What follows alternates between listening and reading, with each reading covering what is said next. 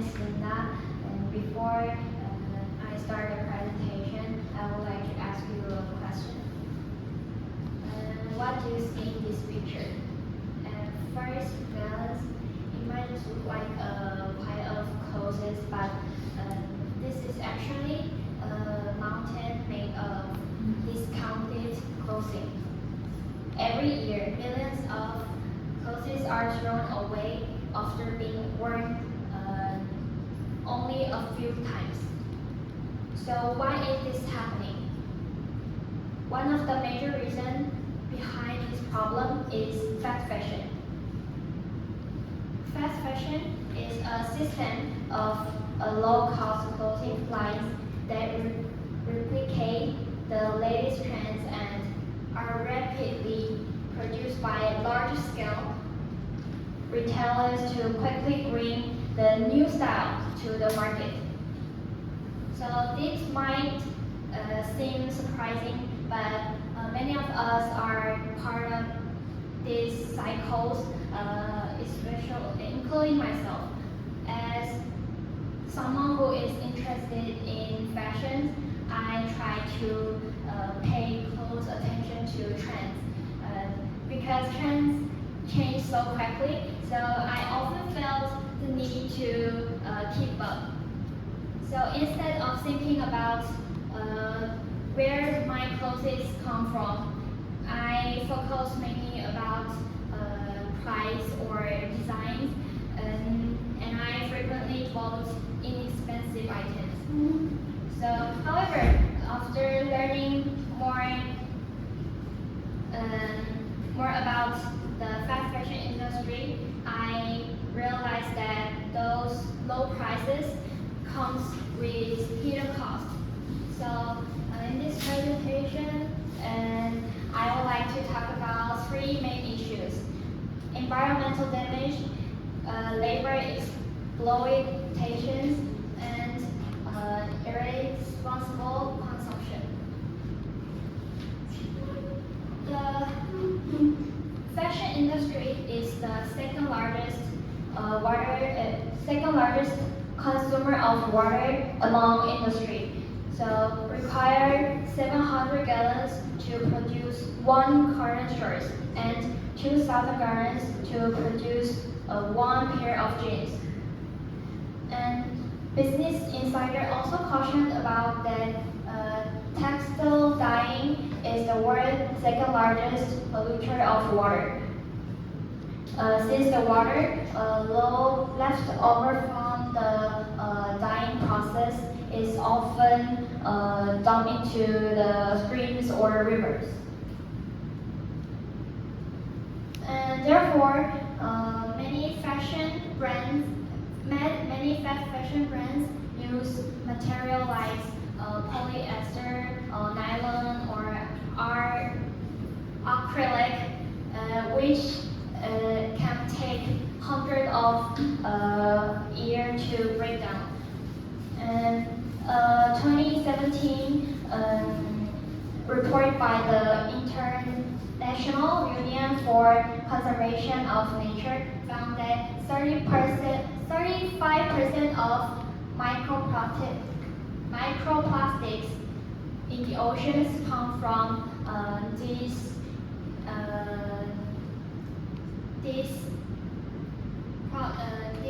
textile. So that means that every time we wash our clothes, the tiny plastic pieces enter the water and eventually reach the ocean. And fast fashion also make people treat as disposable. In fact, the average Americans throw away about 80 pounds of clothing each year, and which takes up nearly 5% of landfill space. Unsold clothes also becoming wasted, polluting rivers, parks, and communities, especially in countries that lack proper waste systems.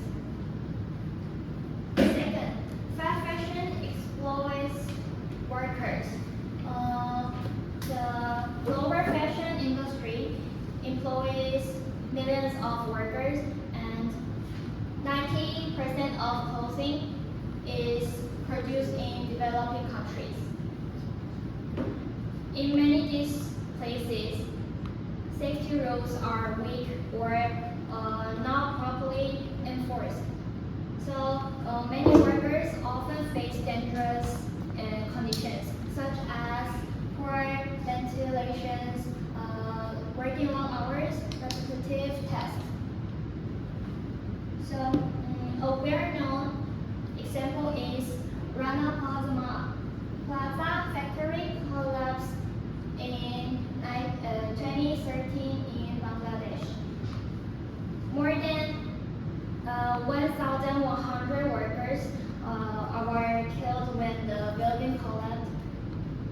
Cracks had already been reported the day before, but workers were still forced to continue working. In addition, many workers are paid extremely low wages. For example, some government workers earn only a few dollars a day, even while working long hours 6 days a week. So this condition shows that fast fashion relies on cheap labor and workers pay real cost. Let's move to the last main point. Fast fashion encourage irresponsible consumption. Today, fashion is nearly connected to how people think themselves or express their identity.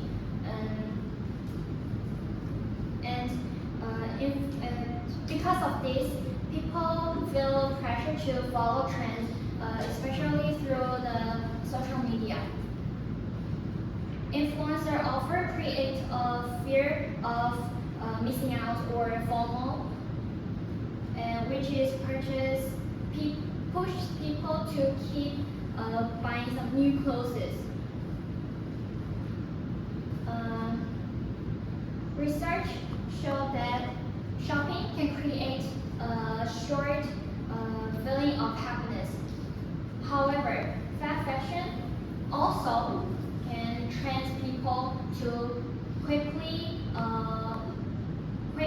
lose interest in what they already have.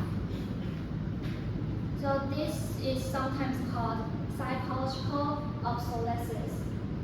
Well, people feel that their clothes are no longer good even if they are still usable.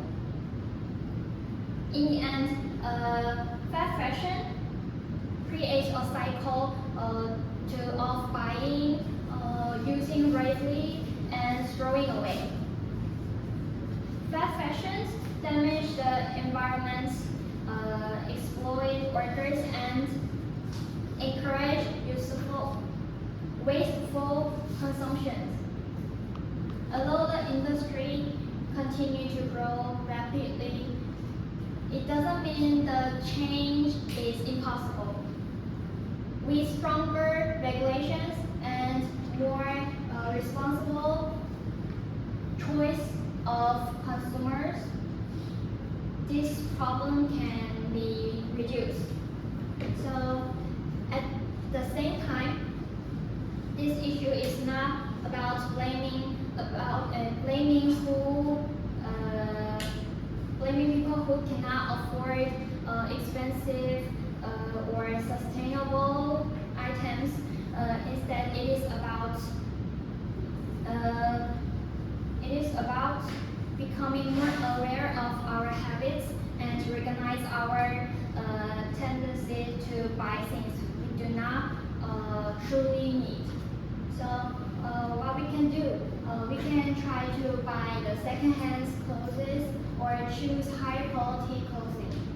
So even small change in your behavior can make a difference. So next time you shop, you can take a moment to think, do you really need